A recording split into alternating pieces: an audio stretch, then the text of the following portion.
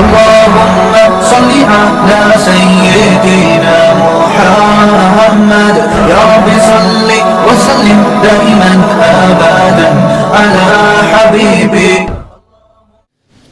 الحمد لله نحمده ونصلي على رسوله الكريم اما بعد فاعوذ بالله من الشیطان الرجیم بسم اللہ الرحمن الرحیم. کل ہم نے قوم ثمود کی کچھ تاریخ پڑھی تھی جو قرآن مجید نے بیان کی ہے.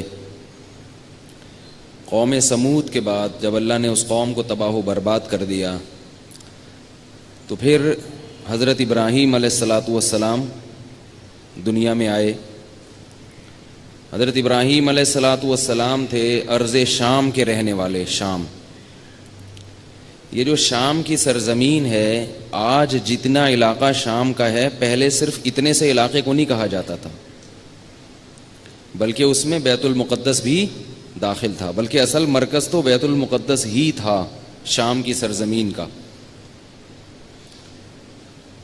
تو وہاں حضرت ابراہیم علیہ السلام کی ولادت ہوئی آزر کے گھر میں.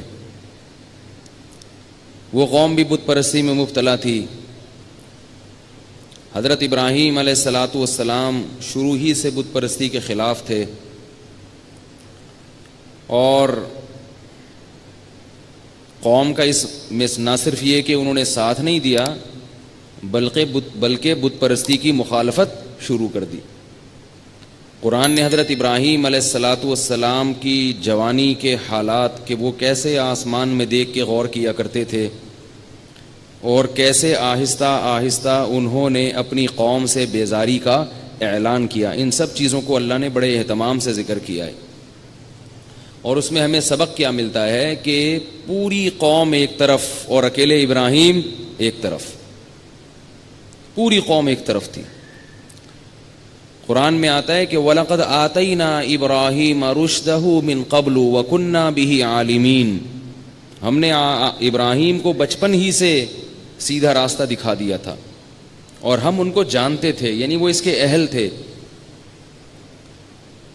قرآن میں آتا ہے کہ فَلَمَّا جَنَّ عَلَيْهِ اللَّيْلُ رَأَى كَوْكَبًا. جب رات کی تاریکی آئی تو حضرت ابراہیم نے ستارہ دیکھا.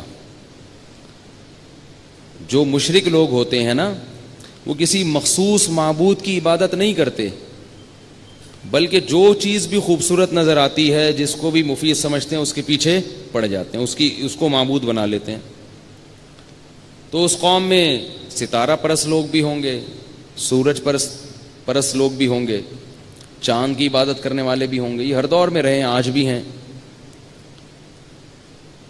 فلما جن علیہ اللیل رآ کوکبا، فرمایا رات کی تاریکی جب آئی ہے تو ایک ستارہ دیکھا خوبصورت چمکتا ہوا.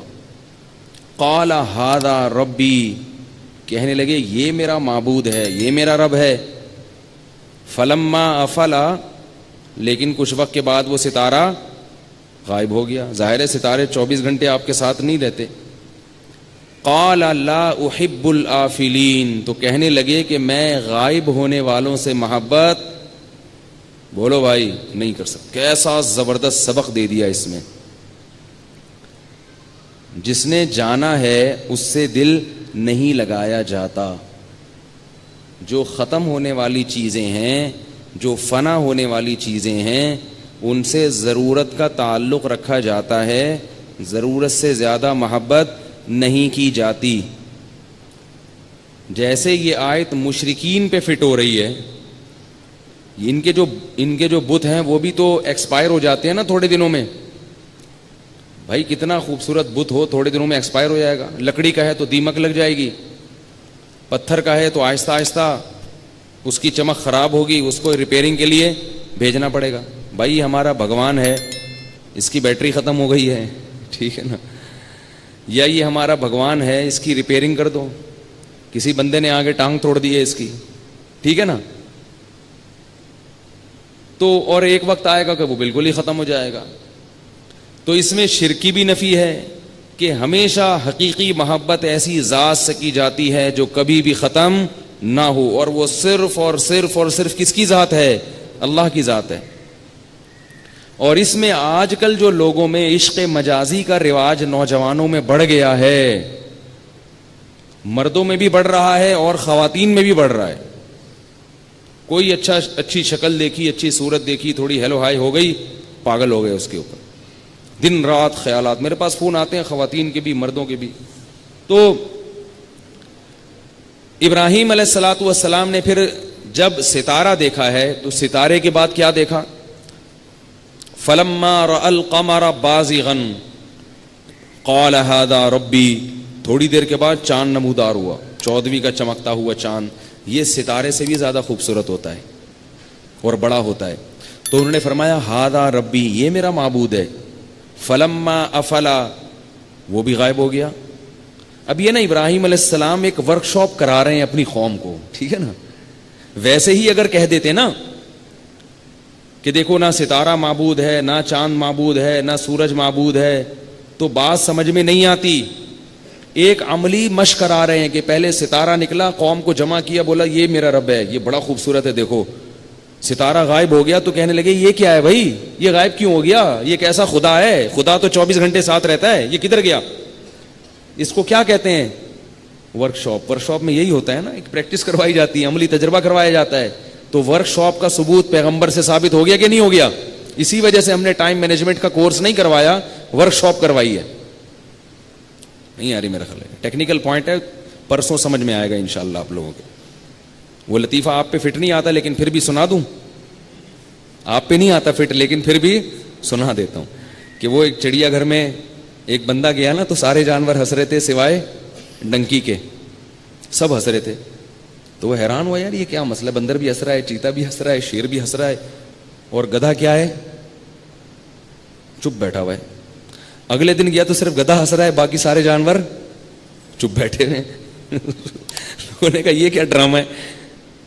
تو اس نے چڑیا گھر کے مالک سے پوچھا, اس نے کہا اصل میں لومڑی نے ایک لطیفہ سنایا تھا, سب کی سمجھ میں آیا, ڈنکی کی سمجھ میں نہیں آیا.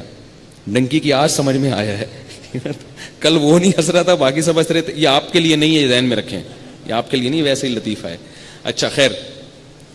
تو ابراہیم علیہ الصلوۃ والسلام نے چاند کو دیکھا اور قوم سے خطاب کر کے فرمایا ہذا ربی, یہ میرا رب ہے. فلما افلا, چاند بھی غائب ہو گیا. تو پھر اللہ سے دعا مانگ رہے ہیں لئن لم یہدنی ربی لأکونن من القوم الضالین, کہ میرا حقیقی رب اگر مجھے نہیں بتائے گا نا کہ کون ہے رب. کیسا عجیب انداز ہے نا, اگر میرا حقیقی رب مجھے نہیں بتائے گا کہ میرا اصل رب کون ہے تو میں گمراہ ہو جاؤں گا, میں مخلوق کو خدا بنا لوں گا. فلما رأى الشمس بازغۃ, پھر سورج نکلا. سورج کا تو جمال ہی کچھ اور ہے, اس کی تو آپ آنکھیں ٹکا ہی نہیں سکتے اس کو. فلما رأى الشمس بازغۃ قال هذا ربی هذا اکبر, یہ تو بہت بڑا ہے. فلما افلت, لیکن سورج بھی آپ کا ساتھ نہیں دیتا اور بالآخر وہ بھی غروب ہو جاتا ہے. تو پھر قوم سے کہنے لگے یا قوم فلما افلت قال انی بریء مما تشرکون, اے میری قوم تم جن معبودوں کی عبادت کرتے ہو میں ان سب سے بری ہوں. انی وجہت وجہی للذی فطر السماوات والارض حنیفا, میں اپنے چہرے کو صرف اس ذات کی طرف پھیرتا ہوں جس نے آسمانوں اور زمین کو پیدا کیا. وما انا من المشرکین, میں اس کے ساتھ کسی کو شریک نہیں کرتا. یہ اتنی خوبصورت اتنی حسین چیزیں بھی غائب ہو جاتی ہیں تو باقی چیزوں ان کے مقابلے میں کیا ہیں. تو اللہ تعالیٰ جب کوئی قوم گمراہ ہوتی ہے نا اس میں ایسے لوگ پیدا کر دیتے ہیں. اب ابراہیم علیہ السلام نے کیا کیا, آہستہ آہستہ قوم میں تبلیغ کرنا شروع کر دی. وہ مندروں میں جاتے, قوم سے کہتے یہ بت جو ہے نا یہ کتنے کا ہے, ٹھیک ہے نا, یہ اس کو کیوں پوچھ رہے ہو تم, بار بار یہ کہتے. تو قوم کا ایک ہی جواب ہوتا انا وجدنا آباءنا کذالک یفعلون, ہم نے اپنے باپ دادا کو اسی طرح پایا ہے, ہم نے اپنے باپ دادا کو اسی طرح پایا ہے. تو وہ فرماتے تھے انکم, تم بھی اور تمہارے باپ دادا بھی لفی ضلال مبین, کھلی ہوئی گمراہی میں تھے. لقد کنتم, تحقیق تم بھی گمراہ اور تمہارے باپ دادا بھی گمراہ. یہاں ایک بات یاد رکھو, بعض لوگ باپ دادا کا مسئلے کو بنیاد بنا کر شریعت کے بہت سارے مسائل کا انکار کر دیتے ہیں کہ اب ہم, جیسے ابراہیم علیہ السلام نے کہا تم اپنے باپ دادا کو فالو کرتے ہو, اور انہوں نے کہا ہم اپنے باپ دادا کو فالو کرتے ہیں. ابراہیم علیہ السلام نے کہا باپ دادا کو فالو مت کرو. تو بعض لوگ ہمیں بھی کہتے ہیں کہ تم بھی تو خواتین کی نماز میں اور 20 رکعت تراویح میں کس کو فالو کر رہے ہو؟ باپ دادا کو. تو باپ دادا تو گمراہی کے راستے پہ لے کے جاتے ہیں. باپ وَإِن تُطِعْ أَكْثَرَ مَنْ فِي الْأَرْضِ، اگر تم اکثریت کے پیچھے چلو گے تو وہ تمہیں گمراہ کر دے گی. تم جمہور کے فتوے کو مان رہے ہو، جمہور 20 کے قائل ہیں، جمہور کہتے ہیں کہ عورت سمٹ کے نماز پڑھے، جمہور یہ کہتے ہیں، جمہور یوں کہتے ہیں، تو تم تو سب ان کو فالو کر رہے ہو. تو یاد رکھو باپ داداؤں کی 2 قسمیں ہیں. There are 2 types of daddy and papas. باپ داداؤں کی کتنی قسمیں ہیں؟ 2. ایک وہ باپ دادا ہیں جن کے پیچھے چلنا گمراہی ہے، اور ایک وہ باپ دادا ہیں جن کو فالو کرنے کا قرآن و سنت نے ہمیں حکم دیا ہے. قرآن جن باپ دادا کو فالو کرنے کا حکم دیتا ہے، کو گمراہی قرار دیتا ہے، یہ وہ باپ دادا ہیں جن کے بارے میں قرآن کہتا ہے اولو کان آباؤہم لا یعقلون شیئا ولا یہتدون. فرمایا تم اپنے باپ دادا کو فالو کرتے ہو اگرچہ تمہارے باپ دادا کچھ بھی نہ سمجھتے ہوں اور خود گمراہی کے راستے پہ جا رہے ہوں. ہمارے باپ دادا جو محدثین اور فقہا گزرے ہیں وہ ایسے نہیں تھے کہ لا یعقلون شیئا، وہ کچھ بھی نہیں سمجھتے تھے.